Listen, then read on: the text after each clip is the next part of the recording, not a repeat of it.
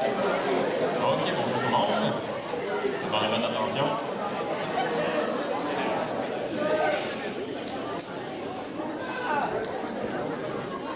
Donc, ça ne sera pas très long. Je veux laisser le plus de temps possible à M. Véronneau qui est ici. M. Véronneau, c'est en fait un enseignant de sciences à la commission scolaire de la capitale dans la grande région de Québec. Puis il fait aussi des conférences parce que c'est sa passion, ce qu'il va vous parler aujourd'hui. Puis il en fait depuis beaucoup d'années à travers le Québec.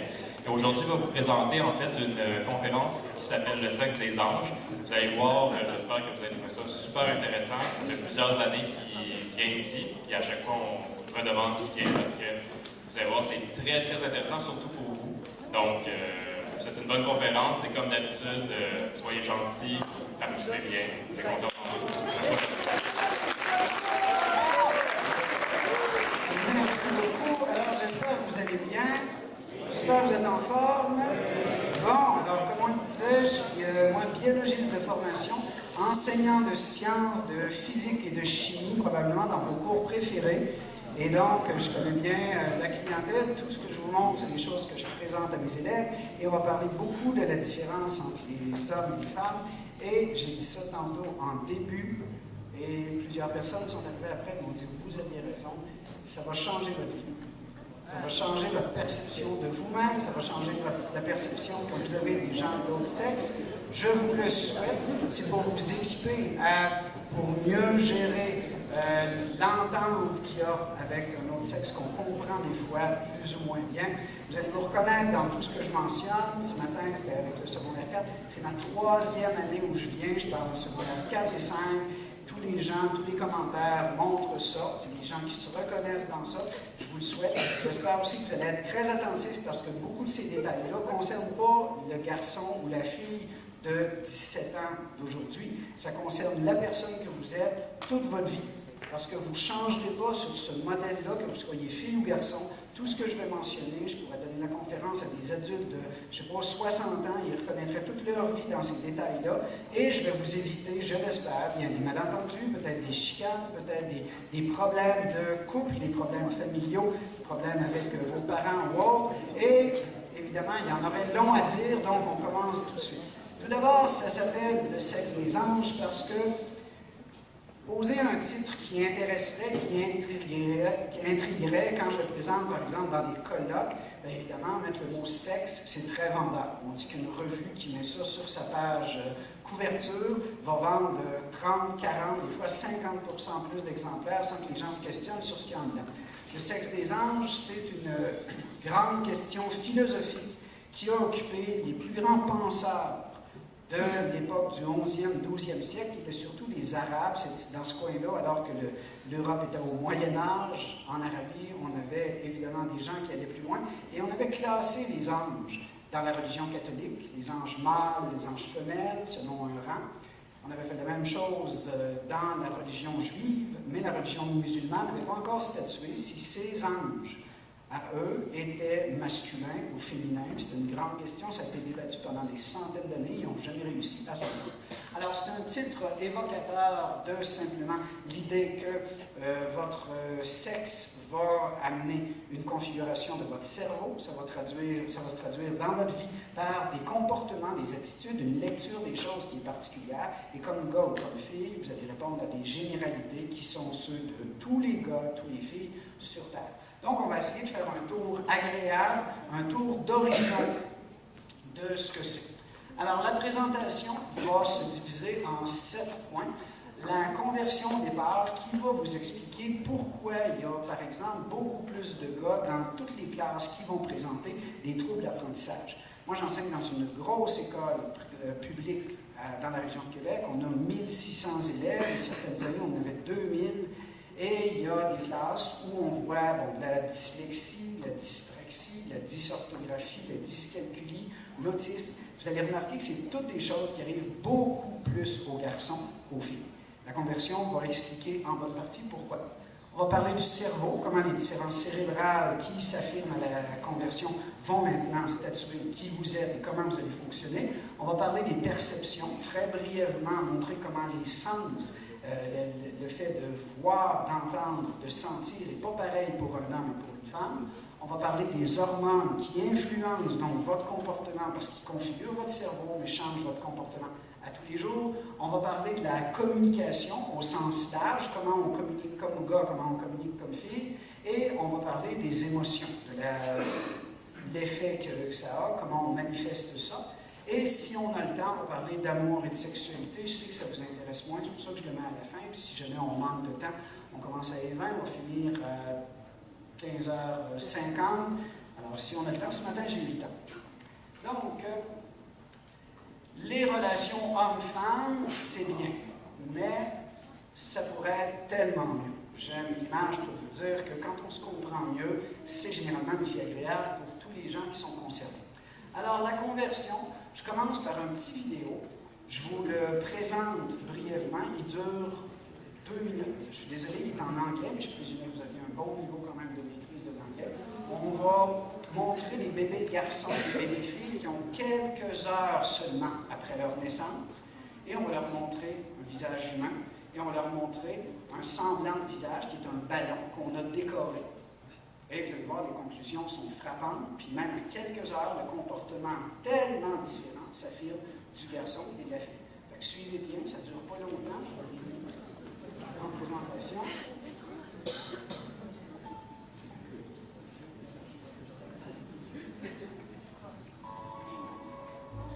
And it's recently been discovered that from the very start, they seem to behave differently as well. At just a few hours old, girls prefer to look at a human face, while boys will look at barely born, and yet girls like people, and boys like things. Alors la conclusion, on ne peut plus clair, les garçons aiment les choses, alors que les filles aiment les personnes. Ça commence à quelques heures d'âge, donc tout de suite après la naissance, votre cerveau est configuré pour remarquer le monde à partir de ce grand repère-là. C'est sûr qu'on va nuancer ça, c'est pas aussi simple que ça en a l'air. On va regarder justement ce que ça donne pour la suite. Vous le saviez peut-être, tous les bébés sont conçus comme des filles. 100% des bébés sont faits sur le modèle féminin. Et la moitié va changer à peu près 6 semaines dans le ventre de la mère, va changer pour devenir des garçons. Donc, on devient un garçon, et à cet effet-là, vous allez voir que ça a des conséquences majeures, et c'est ça qu'on appelle la conversion. Donc, on devient un garçon. On n'est pas fabriqué comme un garçon, on va être bricolé et rafistolé comme un garçon. Ça va expliquer beaucoup de choses. Donc, si on imagine pour produire 100 filles, et là, ça a été mesuré dans tous les pays du monde. Pour produire 100 filles, on a besoin de produire 105 garçons. Dans tous les pays, il naît plus de gars que de filles, 105, 106, 107 garçons pour 100 filles. Les garçons sont plus fragiles, vont mourir plus de toutes sortes d'affaires, mais il y en a beaucoup qui meurent avant même la naissance. Alors, si vous imaginez un programme de sortie qui amène 100 filles, vous allez devoir commencer avec 125 garçons pour en sortir 105. Il y a 20 garçons qui vont mourir tout au long de cette étape-là, qui s'appelle la conversion, parce que leur cerveau féminin va devenir un cerveau masculin. C'est comme si je vous donnais une table, par exemple celle-là, et je vous disais, j'en ai plein, puis je voudrais que la moitié des tables soient rondes plutôt que rectangulaires. Et je vous donne l'instrument, une scie, puis vous avez à faire des tables qui sont rondes avec ça. C'est aussi dramatique, la conversion d'un cerveau féminin en cerveau masculin, et même à 6 ou 8 semaines. Et donc, il y a 20%, en fait 18% à peu près, des garçons qui meurent et qui représentent à peu près 90% des fausses couches. Quand une femme perd son bébé, c'est que le cerveau s'est mal ajusté à la conversion et qui n'est pas viable. Ça, c'est ceux qui meurent. Donc, il y a 18% des garçons qui meurent avant la naissance parce que la conversion, la configuration nouvelle du cerveau n'a pas bien marché.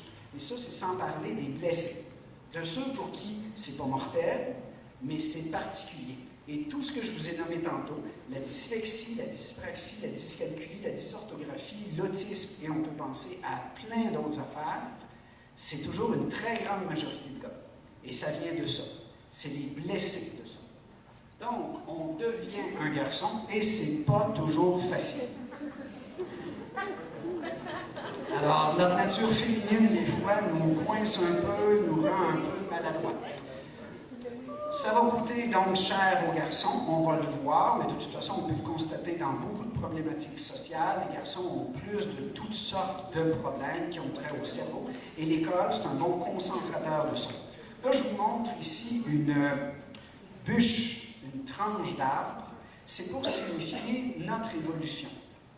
On est du genre humain, quittant un peu l'allure de singe depuis 7 millions d'années. Pas la famille humaine, l'Homo sapiens sapiens. Mais quand on remonte aux australopithèques, qui sont ceux qui commencent à nous ressembler, qui marchent sur deux pattes, on est reculé de 7 millions d'années. Les années modernes, les années où on mange 3 fois par jour, où on habite dans une maison, où on va avoir une vie avec dehors des rues, des autos qui circulent, même l'idée d'une ville. Les villes les plus anciennes ont 10 000 ans, les villages les plus anciens ont 15-18 000 ans, l'agriculture à peu près 25 000 ans. Avant ça, on vivait en clan. Un clan, c'est la structure qu'on a connue pendant 99% de notre évolution, et c'est encore la structure qui domine au niveau de à quoi votre cerveau est bon. Le clan, c'est une dizaine de mâles, une dizaine de femelles et une vingtaine d'enfants. Et le rôle classique dévolu à chacun, c'est que les femmes restent ensemble, gardent, surveillent et s'occupent des enfants. Les hommes partent à la chasse et reviennent ou reviennent pas. Et donc, c'est un mode de vie pour lequel on demande votre cerveau, là, à votre âge, il est fait pour quoi? Il est fait pour ça, parce que 99% de notre évolution, c'était ça. Donc, ça n'aide pas à la vie moderne, mais ça amène des caractéristiques qui sont plus utiles en 2015, qui ne sont pas utiles quand on a 17 ans, mais qui ont été utiles pendant 99% de notre évolution. Donc, quand je vais parler d'évolution, je vais parler de la vie moderne comme étant l'écorce de l'arbre, donc une couche mince qui recouvre, et quand on regarde l'arbre, c'est ce qu'on voit. Puis quand on va parler de notre bois, on va parler du centre qui représente le 99%. Alors, ces caractéristiques-là, dont je vous parlais, du cerveau qui va se convertir, ça fait partie de notre bois. C'est-à-dire qu'avant, pendant 99% de notre temps, tous les problèmes cérébraux qui arrivaient aux gars n'étaient pas des problèmes, il n'y avait pas d'école. On ne visait pas autant des façons systématiques d'apprendre des choses, d'avoir des évaluations, d'avoir une école qui est organisée, structurée. Donc, quand on va à la chasse, quand bien même qu'on est un peu moins bon chasseur, ou qu'on a le cerveau un peu abîmé et qu'on ne sait pas lire, à ce moment-là, l'écriture n'était pas inventée. Donc, il y a comme des blessures qui se sont révélées plus importantes dans la société moderne, dans notre écorce, mais qui avant existaient de tout temps, parce que cette conversion-là, depuis qu'il y a des humains sur Terre, ça existe. Et donc, comme je le disais, un bébé mâle sur 6 va mourir. Alors, c'est quand même 80... On ne fait jamais de statistiques sur ça parce que les hôpitaux refusent d'étiqueter ça. Mais toutes les personnes à qui j'en ai parlé, puis vous verrez si vous faites, c'est pas des circonstances faciles, mais demandez à une femme qui vient de faire une fausse couche, quand elle s'est replacée, là, j'ai des collègues à qui c'est arrivé, c'était un bébé garçon, dans pratiquement tous les cas. Alors, il y a des circonstances qui tiennent ça, la conversion, c'en est une. On arrive maintenant au cerveau. Alors, le cerveau, c'est dicté par les hormones. Une fois que la conversion est faite, pour les filles, le chemin se poursuit de la conception jusqu'à la naissance. Pour les gars, il y a le gros travail qui est fait, mais la très grande majorité des garçons vont s'en tirer. Alors, donc, on peut penser que ça va amener des différences qu'on va remarquer. Ça, c'est le cerveau d'une personne qu'on voit de dos. Le cerveau de tout le monde est fait comme ça. Vous avez une partie gauche qui est grise, qui est l'hémisphère plus sérieux, celui qui est le plus utilisé à l'école, c'est l'hémisphère qui gère tout le symbolique. Donc, les lettres, les mots, les phrases, les textes, et aussi les chiffres, et le sens des nombres qu'on écrit avec des chiffres. Donc, la plupart des matières scolaires font référence à ça. C'est le côté sérieux. C'est le cerveau qui va organiser les choses, qui se repère en fonction du temps, qui va veiller à l'arrangement, à l'agencement des choses, qui va organiser un peu votre vie dans son côté plus particulier. L'hémisphère droit, qui est en vert, est celui de la créativité, des loisirs, de l'imagination, de l'innovation, des émotions, des sentiments, de l'intuition, du décor visuel qui nous importe plus. Les deux sont complémentaires et pour tout le monde, il y a des ponts. Vous les voyez, je vais prendre mon pointeur. Alors, vous les voyez ici. Ces deux ponts-là, on appelle ça le corps calleux. C'est en fait un seul pont qui est très large, qui amène la communication entre les deux. Mais on va voir que chez les filles, ce pont-là qui permet de collaborer entre les deux va être 40% plus large que chez les gars. Les filles sont faites pour que les deux hémisphères puissent collaborer ensemble tout le temps sans que ce soit un problème. Chez les gars, c'est comme une autoroute qui est plus étroite, qui amène moins de collaboration. C'est pour ça que les gars vont être généralement plus focusés sur les tâches. On va dire que les filles ont un super talent qui est d'être multitâches. Les filles sont capables de faire plusieurs choses en même temps. Je ne sais pas là, quelle sensation, mais pour moi, c'est des super-héros. Parce qu'être capable de faire plusieurs choses en même temps. Évidemment, moi, je suis un gars. Fait que nous, les gars, on fait une chose à la fois, on la fait parfaitement, et après, on passe à autre chose. Les filles font plusieurs choses en même temps. Je ne sais pas si ça donne des résultats aussi efficaces. Les adultes trouvent ça plus rigolo. Vous avez l'air à penser, est-ce qu'il nous a insultés? Non, pas vraiment. C'est pas mon rôle, c'est pas mon idée non plus. Donc, quand on regarde le cerveau de chacun, chez la femme, l'hémisphère gauche est plus gros. Donc, à partir de la naissance, c'est déjà installé. Fait que chez les femmes, il y a ce côté-là, sans dire plus sérieux, plus organisé, plus structuré dans la vie. Le corps calleux, je vous l'ai dit, plus gros, c'est lui qui sert de pont entre les deux hémisphères. Un lobe préfrontal plus gros, donc ça, c'est la partie avant, c'est ce qui s'occupe des tâches les plus importantes de votre vie. Les tâches les plus complexes, et c'est ce qui mature en dernier chez tous les humains, tous les adolescents, c'est l'avant. C'est ça qui gère la prévision, les bagages que vous faites, la planification, la priorisation, la structuration des choses que vous faites. Alors, c'est plus développé chez les femmes parce que dans leurs caractéristiques, comme elles s'occupaient des enfants pendant tout ce qui était notre poids, 99% du temps, la vigilance est très important et le contrôle, l'organisation. C'est ramasser les affaires qui traînent parce qu'un enfant peut trébucher dedans. Un enfant qui trébuche se blesse, un enfant blessé est une proie facile. Les humains ont été mangés beaucoup par des bêtes féroces. La principale qui en a mangé le plus, c'est ce qu'on appelle le smilodon, le tigre à dents de sabre. 2 mètres de haut avec des dents qui ont 1 mètre de long. Et ça, n'importe quel animal sauvage va toujours chercher les individus les plus faibles. Fait qu'un enfant qui se blesse devient une proie facile. Oui? Ah, OK. Donc, je pensais que... Si, en passant à la fin, là, si vous avez des questions, c'est parce que là, le temps file vite. Si vous avez des questions, il me fera plaisir d'y répondre après. Vous avez des commentaires à faire, des choses que vous n'avez pas bien comprises. Alors, chez les filles, plus de matière blanche qui sert aux tâches diffuses et entre autres à la conversation. La matière grise va rester en écorce. C'est la matière des tâches spécifiques, des tâches les plus complexes. Mais la matière blanche, c'est comme un fil électrique. Imaginez un fil électrique, c'est en métal. Vous avez vu ça? Le métal est conducteur d'électricité. Pour éviter que des fils qui sont nombreux se touchent entre eux, on les recouvre de caoutchouc. La gaine de caoutchouc dans votre tête, c'est de la myéline, c'est une graisse, et c'est blanc. Fait qu'à votre âge, votre cerveau est en train de faire cette conversion-là. Vous aviez tous beaucoup de matière grise, donc pas isolée, qui va être éliminé en bonne partie. Vous allez garder l'essentiel, et l'essentiel, vous allez le brancher en l'isolant, ce qui va permettre à votre jugement d'aller 10 fois plus vite. Chez les filles, plus de matière blanche, parce que les filles restant en clan, en groupe, vont avoir plus à jaser, plus à s'occuper de ce qui est des autres personnes, alors que les gars vont partir, eux autres, à l'aventure, à la chasse, et c'est plus solitaire. Il y a des configurations cérébrales différentes. 2 hémisphères qui vont fonctionner en globalité et des connexions qu'on va appeler interhémisphériques. Donc, quand les connexions se développent pendant l'enfance, tout le temps que vous êtes à l'école, c'est souvent de l'hémisphère droit à l'hémisphère gauche ou du gauche au droit, ce qui n'est pas le cas chez les hommes. Alors, ça donne aux femmes une pensée qu'on appelle convergente.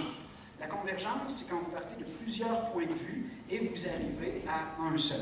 Par exemple, si on fait une addition, 9 plus 4, il n'y a pas une variété de réponses et ça ne tient pas à votre humeur de la journée ou si vous avez beaucoup d'imagination. Ça, c'est une question convergente.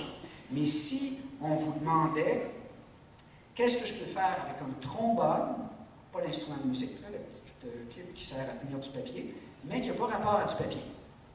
Ça, c'est une question divergente, qui est le processus cérébral plus développé chez les gars, et la divergence, c'est pas tellement présent à l'école. Donc, vous allez avoir l'occasion de pratiquer votre divergence dans la vie en général, parce que ça demande des fois de penser un peu en dehors de la boîte, un peu de façon originale, et la divergence peut être particulière. Alors, l'homme a, en contrepartie de ce qu'il y a chez la femme, un hémisphère droit plus développé. C'est ce que vous allez apprendre de plus important. On est complémentaires. On n'est pas fait pareil, mais on est fait pour se compléter. Et donc, un hypothalamus plus gros, c'est une des choses que je veux cerner avec, si je pouvais la surligner, pour vous dire que c'est une des choses essentielles à retenir de cet après-midi. L'hypothalamus, c'est le chef d'orchestre de toutes les réactions émotionnelles.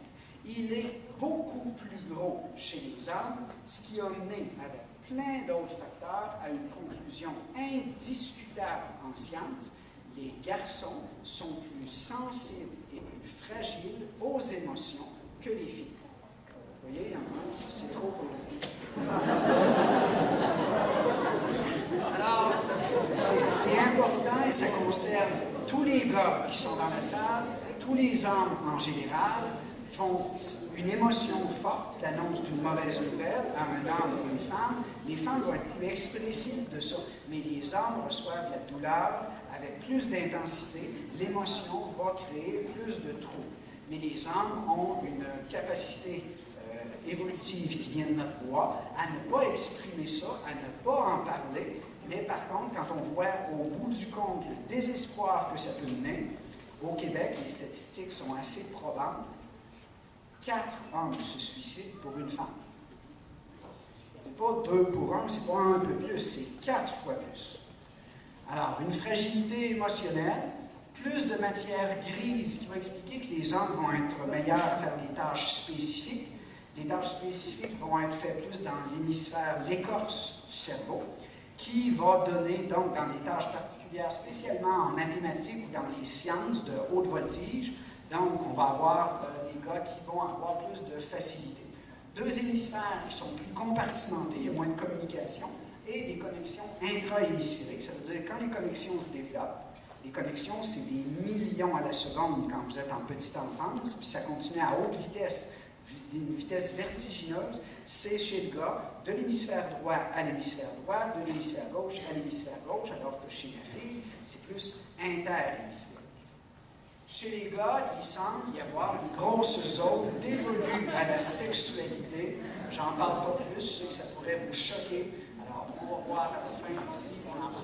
On va parler chez les hommes d'une pensée divergente, qui est tout le contraire de ce que je vous disais tantôt pour les filles. La divergence est une pensée plus créative, et les hommes, dans leur technique de chasse, avaient à s'occuper plus de, justement, inventer une solution, une nouvelle arme, un problème à régler, ça prenait des solutions rapides. Donc, la pensée divergente est plus développée chez les garçons, et ça explique aussi les difficultés de plusieurs garçons à l'école, parce que la pensée divergente va au contraire de ce que l'école va établir. Même une collision en voiture va avoir des conséquences différentes. Une collision frontale fait en général 10 fois plus de dommages à une fille qu'à un gars. Quand on regarde commotion cérébrale, autres dommages, pas les dommages physiques, les dommages au niveau du cerveau, et une collision latérale, donc frappée de côté, va avoir à peu près 10 fois plus d'incidence chez un gars que chez une fille. Parce que les points stratégiques d'importance dans les fonctions ne sont pas aux mêmes places. Et chez la fille, c'est beaucoup à l'avant, chez les gars, c'est beaucoup sur les côtés. Alors, les chocs vont être en conséquence de ça. Pour les filles, on va parler d'un cerveau E. C'est la définition scientifique du cerveau féminin. Le cerveau E, ça indique dans notre bois à quoi le cerveau était bon. Et donc, il y a 3 priorités associées à cette lettre-là. Chez les filles, le E tient pour enfant. C'est la première chose. Le cerveau féminin est fait pour qu'on s'occupe, qu'on voit aux besoins de tous les enfants. Le cerveau féminin est fait pour aussi s'occuper beaucoup de l'entourage, le E pour ça. Les filles vivant en communauté, c'est important d'être capable de bien s'entendre, de négocier les conflits qu'il peut y avoir. Et le troisième E tient pour l'empathie. L'empathie qui est la lecture de l'émotion de quelqu'un d'autre dans sa figure. Quand on fait des tests de visage, là, vous avez peut-être déjà vu ça à la télé, on montre des photos qui expriment des émotions à du monde. On montre à des gars, à des filles. Les filles vont avoir 80% à peu près d'interprétation juste de l'émotion qui est correcte, associée au visage qu'on montre. Chez les gars, c'est à peu près 50%. Alors, les filles voient mieux ça, c'est ce qu'on appelle l'empathie. Ce n'est pas de ressentir ce que l'autre ressent. On ne peut pas artificiellement se programmer à une émotion qu'on ne ressent pas vraiment, mais on peut lire chez l'autre et agir en fonction de ça. Donc, chez les femmes, enfants, entourage, empathie, ce qui va faire développer des caractéristiques de sensibilité, sensible au discours des autres, sensible à ce que les autres disent, à comment ils se comportent pour ajuster notre comportement, et vigilante spécialement pour les enfants. Chez l'homme, on va parler d'un cerveau S. Là aussi, 3 priorités qui sont celles de votre cerveau. S va tenir pour... Non, sexe n'en fait pas partie, là, je m'imaginais. Non, à 17 ans, peut-être. À d'autres âges, on va voir tantôt pourquoi. Je vais vous expliquer. Donc, le cerveau S tient chez les hommes pour, premièrement, stoïque. Stoïque veut dire non expressif au niveau facial. C'est dans notre bois à affronter les bêtes sauvages. Les hommes ont appris pendant 7 millions d'années de génération en génération, et c'est devenu un mécanisme automatique, un réflexe cérébral. Je ressens des émotions, il ne faut pas que ça paraisse. Vous avez peut-être déjà vu des animaux qui s'affrontent. Bien, souvent, ils vont rester à s'observer. Le premier qui montre le moindre signe de faiblesse, de n'importe quoi, l'autre va sauter dessus. Donc, des hommes ont appris ça au péril de leur vie, et ça s'est installé comme étant un bon moyen de survie. Les quelques secondes pendant lesquelles tu n'exprimes rien et tu es face à un tigre à dents de sable, bien, ça te donne l'idée de penser avec un cerveau divergent, de penser à une fuite, à une technique de combat, à une solution, à une cachette, à une arme. Ces quelques secondes-là ont sauvé la vie de millions d'hommes. Est-ce qu'en 2015, c'est pratique et utile? Non. Qui va s'en apercevoir le plus que c'est pas utile et que c'est même nuisible? Les filles. Parce que les filles ne sont pas comme ça. Alors, les filles prêtent cette intention-là aux gars qui ne veulent pas reconnaître leurs émotions, qui ne veulent pas exprimer leurs émotions. Ils ne sont pas capables. C'est un poker face professionnel automatique. Deuxième S, la pensée systématique. Les hommes aiment les choses qui sont organisées. Un ordinateur, une souffleuse, un jeu vidéo, un établi avec des outils tout arrangés. Un jeune garçon, là, des études montrent ça, c'est toujours fascinant à regarder. Vous pourrez voir ça sur YouTube, par exemple. Un jeune garçon, là, il mange un biscuit, il va dans sa tête, et c'est un jeu, c'est pas, il est obligé. Il prend une bouchée et il calcule, en même temps qu'il la savoure, combien d'autres bouchées il va prendre pour finir le biscuit s'il apprend une grosse bouchée. Et tous les garçons font ça à un stade ou à un autre. Les filles, d'habitude, font pas ça. Le gars, il est capable de dire « Oh, ouais, celui-là en 5 bouchées ». C'est ça la pensée systématique. C'est aussi éviter les choses émotionnelles. Donc, la pensée systématique, c'est d'être avec un appareil ou une logique implacable. Pensez à M. Spock. Et donc, de ce fait-là, on évite d'avoir à parler de ses émotions. Et le troisième S tient pour solution. Les hommes ont un cerveau branché avec la divergence sur l'idée de trouver des solutions. Fait que souvent, ça va être une des premières sources de conflit dans un couple. Les filles parlent parce qu'elles aiment parler. Les gars n'aiment pas parler. Alors, les gars qui ne comprennent pas que les filles sont différentes pensent que la fille parle, elle doit avoir des gros problèmes. Alors, le gars, pour se rendre utile, il lui propose des bonnes solutions. Tu aurais dû lui dire ça. Tu aurais dû faire ça.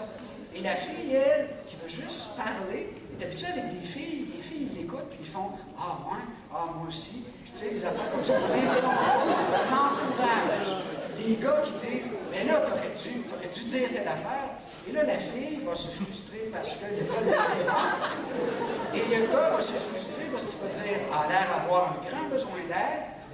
Elle me compte tous ses problèmes, j'essaie de l'aider, elle tient compte d'aucune de mes excellentes solutions. »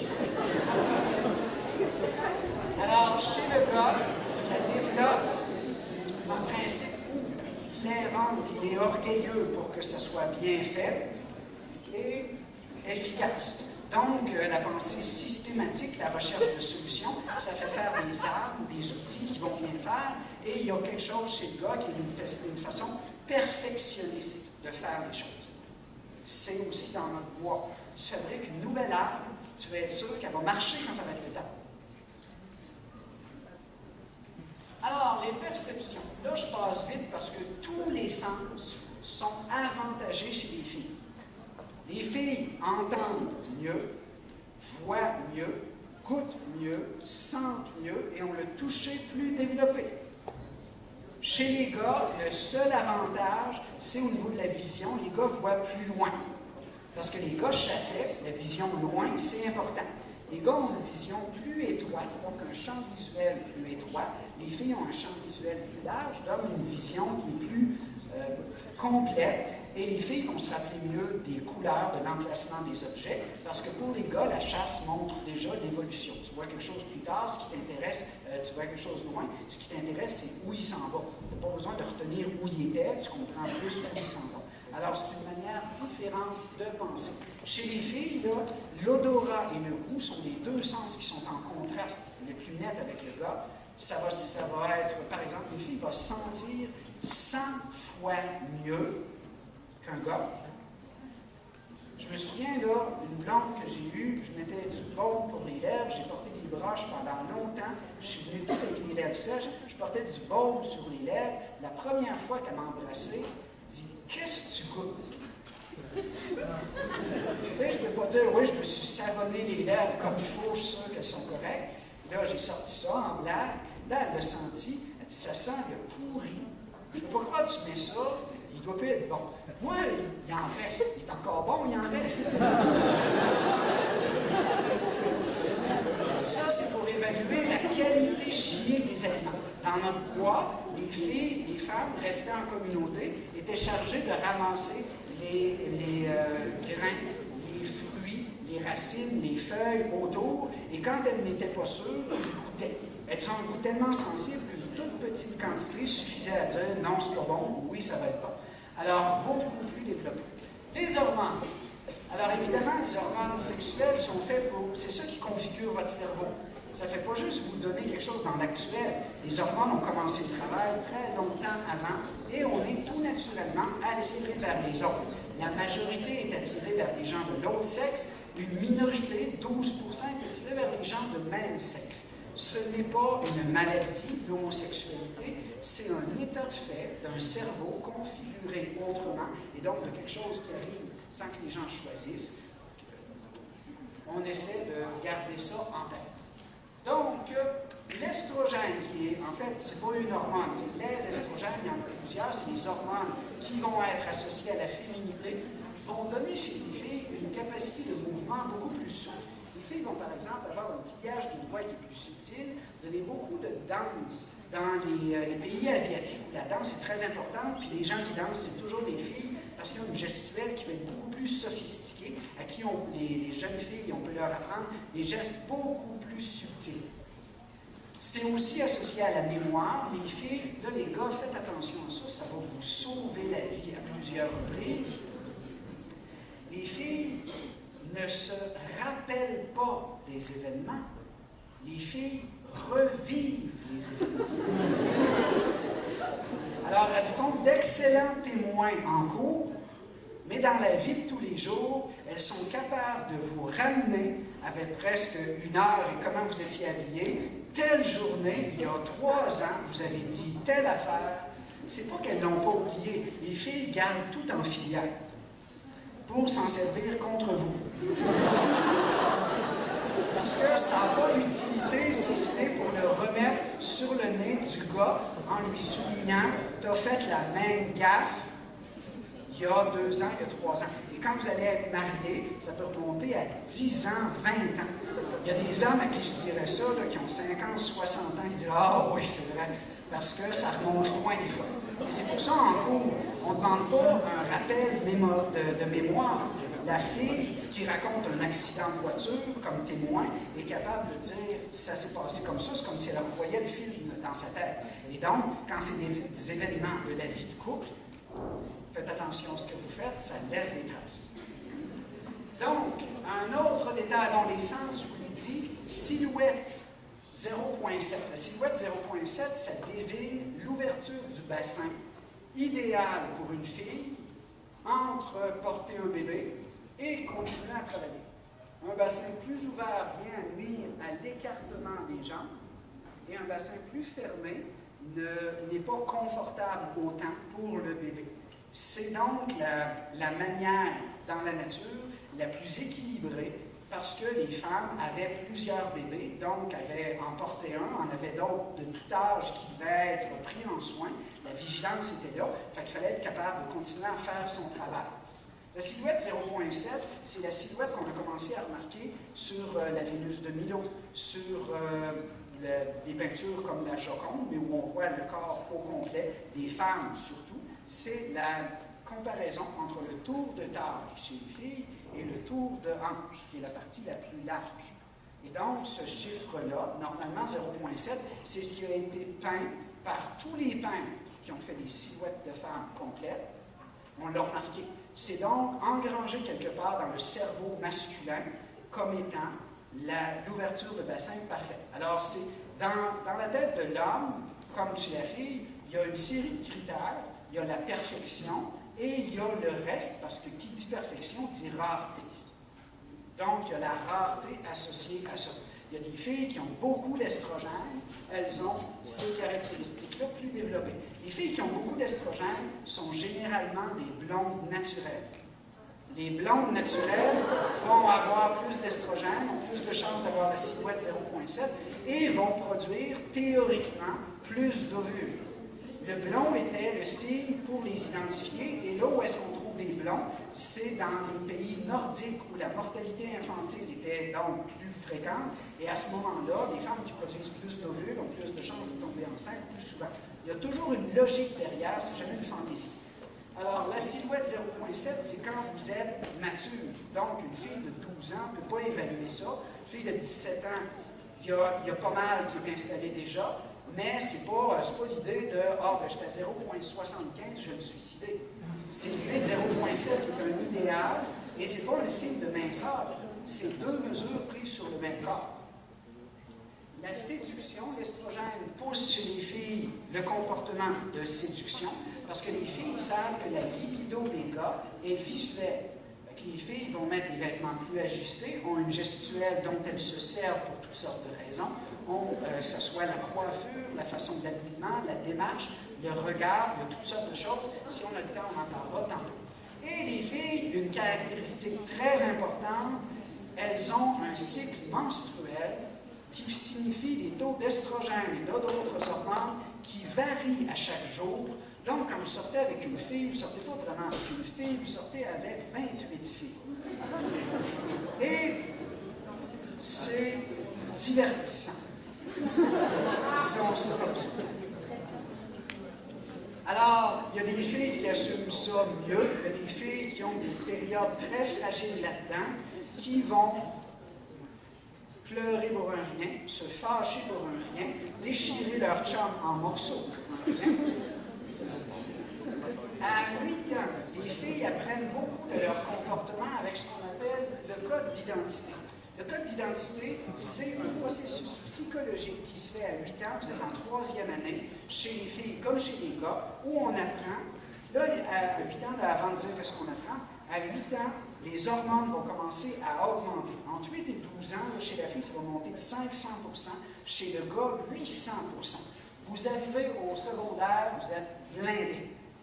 Et donc, avant que les hormones arrivent et fassent travailler le corps, changent la silhouette surtout, et amènent le comportement particulier et bizarre que vous avez en secondaire 1, 2, qui va se mobiliser mieux en secondaire 3, 4, 5. En 5, vous êtes correct, vous avez l'air presque normaux. Alors, le comportement, le code d'identité, c'est de regarder les modèles de femmes autour. En 3e année, tu as la majorité, si ce n'est pas la totalité de tes enseignants qui sont au primaire, là, c'est les filles. Fait que les filles n'ont pas de misère à trouver des modèles, puis le modèle, c'est « je veux être comme celle-là ». Je veux être comme celle-là. C'est la personnalité, c'est le métier dans la vie, c'est la façon qu'elle a de se comporter avec les gens. Fait que la fille de 8 ans développe un modèle sur des bases caricaturales. Une fille de 8 ans, ça n'a pas un jugement très poussé. Fait que la fille de 8 ans dit, OK, une femme, c'est gentil avec tout le monde. Une femme, ça séduit les gars. Une femme, c'est très expressif de ses états d'âme, de ses émotions. Une femme, ça va être serviable. Une femme, et c'est des affaires comme ça. C'est effleurer la réalité, mais voir beaucoup d'image qui est à la fois dans les modèles autour, mais beaucoup dans les vidéos. Et donc, les filles apprennent de ça et disent, ça va se nuancer là, en vieillissant. Mais en 3e année, c'est assez basique. C'est des grosses lignes de qui je vais être. Alors, chez le gars, ça va être plus compliqué. Chez le gars, la testostérone va amener une silhouette musculaire qui va amener ses propres courbes par rapport aux courbes de la fille, un esprit de compétition où deux filles qui vont se parler, mettons, on remarque plus le comportement normal chez les plus jeunes enfants, parce qu'après ça, vous apprenez à vous méfier un peu de ce que les gens pensent de votre comportement. Fait que, par exemple, une fille qui va avoir, mettons, sa sœur vient d'avoir des nouvelles lunettes. Elle parle à son amie, ah, ma soeur vient d'avoir des lunettes rouges. Ah, ma gardienne avait des lunettes rouges. Puis là, tu sais, c'est chercher tous les signes de ressemblance, parce que dans notre bois, les filles sont très relationnelles. Les gars vont dire, ah, j'ai un nouveau ballon, je l'ai botté chez nous, il est allé en tout cas par-dessus l'arbre. Son ami ne va pas dire, ah oui, moi aussi j'ai un nouveau ballon. Il va dire, je pense que je suis meilleur que toi, moi je le botterais, là, il irait par-dessus la maison. Puis là, un 3e gars va dire, moi je vais le botter tellement haut et tellement loin que vous le verrez. Là, les gars, tu sais, c'est pas, ah non, t'exagères, c'est, oh, c'est bien trouvé ça. C'est ça l'esprit de compétition, apprécier la compétition. Risque et aventure, alors les gars, étant donné leur rôle dans la vie, vont avoir à la chasse à déployer, évidemment une vie plus risquée, une vie d'aventure, une vie intrépide, où un gars ne va pas finir mal. S'il y a une bûche qui traîne, il va passer par-dessus. Une femme qui voit une bûche qui traîne, pense aux enfants qui risquent de trébucher dessus. Donc, le ramassage, là, je ne dis pas qu'il traîne une bûche chez vous, mais vous comprenez l'idée de ramassage. Chez les hommes, la dominance, c'est l'idée de se mettre au devant quand il y a un danger, l'idée d'être le meneur quand il faut se sauver, quand il faut se battre, quand il faut être sur la défensive, le principe d'être plus grand, plus costaud généralement, donc de prendre plus de risques, d'être à la défense de. La dominance a un côté chevaleresque dans ce sens-là, et non pas dominance versus traiter tout le monde comme des esclaves. C'est la dominance dans le sens d'assumer, parce qu'être un dominant, c'est de donner l'exemple, de penser aux autres. Force et vitesse, donc la disposition musculaire amène ça. Et chez les gars, on est presque ennuyant, nous autres, par rapport aux 28 sortes d'humeurs que les filles vont avoir d'une journée à l'autre. Les gars, c'est pas mal slam, c'est pas mal plate. Et si jamais un gars change, il va se le faire dire. Par la fille qui va y citer des exemples de son passé. Faites attention à votre passé. Chez le gars aussi, le code d'identité, à 8 ans, là, je comprends qu'il y a des gars qui se reconnaissent dans ça. Oui, moi quand j'étais jeune, je faisais ça. Je travaille beaucoup les images pour avoir un message qui est à la fois ce que je dis, mais ce que vous voyez aussi. Chez les gars, le code d'identité de genre se fait en 3e année, à regarder les hommes autour. Il n'y en a pas beaucoup au primaire. Il y a souvent des pères absents, il y a souvent des pères moins présents, donc un modèle moins évident à adopter. Et pour les gars, ça va poser un problème de ne pas avoir de modèle. Alors, ce qui se fait, qu'il n'y a pas de modèle, le gars va transposer, je n'ai pas de modèle proche, je vais avoir des modèles sur les sportifs que je vois à la télé, les joueurs de hockey, les gars dans les vidéos, les chanteurs, qui ne vont pas toujours présenter une belle image de la femme. Et donc, c'est des modèles où un gars, c'est toujours en maîtrise de ce qui se passe. Toujours maître de lui et des événements. Un gars, c'est fort. Un gars, ça pleure pas, ça exprime pas ses sentiments. Un gars, ça va, par exemple, défier l'autorité.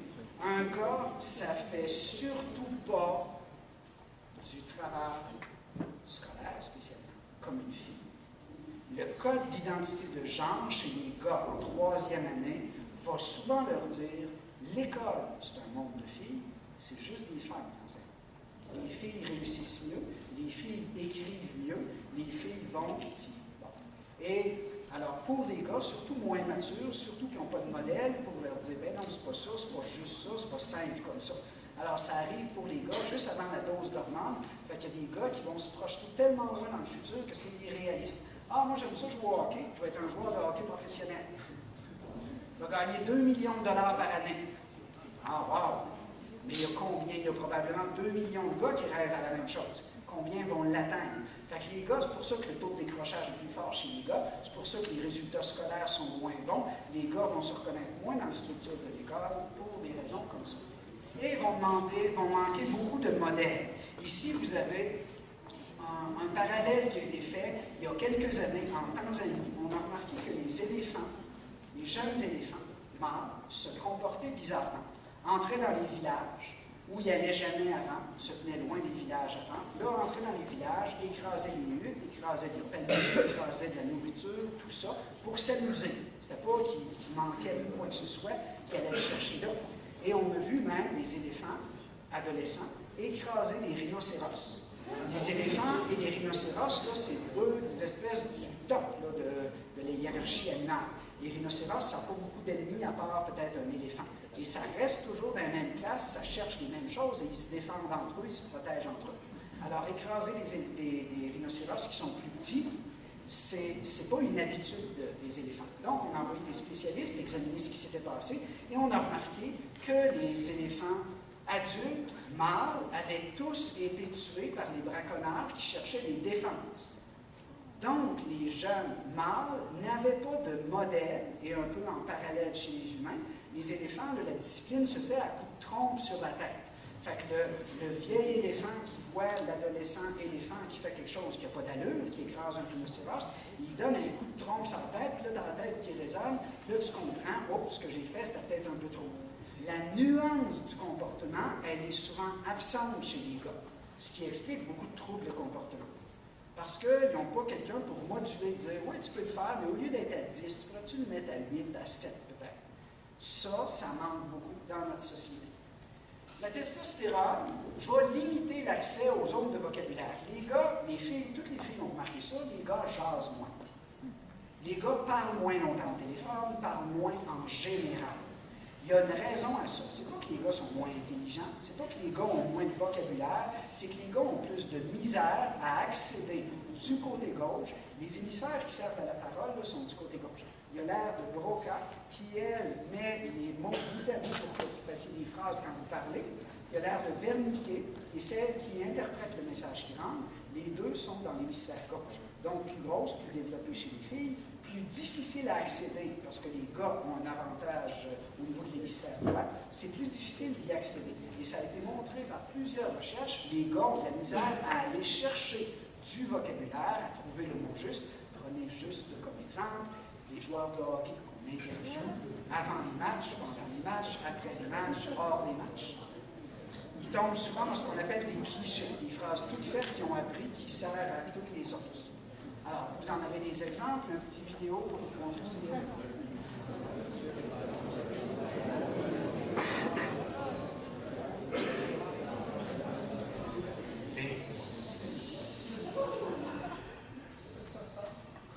Là, il y a des sous-titres pour les filles. Les gars comprennent instinctivement ce qui se passe.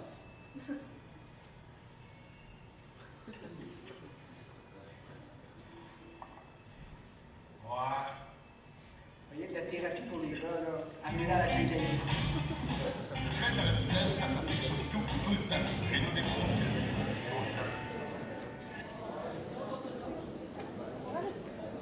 Juste avant de montrer ça, on vous a demandé d'amener une règle. Ça va être un autre des moments très importants. Sortez-la et sortez votre main gauche. Pas la droite. La droite ne marche pas, elle n'est pas bonne. La main gauche. C'est scientifique, fait qu'on va être scientifique. Là, j'aime ça venir ici. En secondaire 4, je me pratique. En secondaire 5, là, j'ai plus la méthode. Tantôt, j'ai montré l'image, j'ai donné les consignes en supposant que ça allait de soi. La plupart des gens sont trompés. Là, on va mesurer vos doigts. Vos doigts plient. Vous avez remarqué, pour la plupart, plient.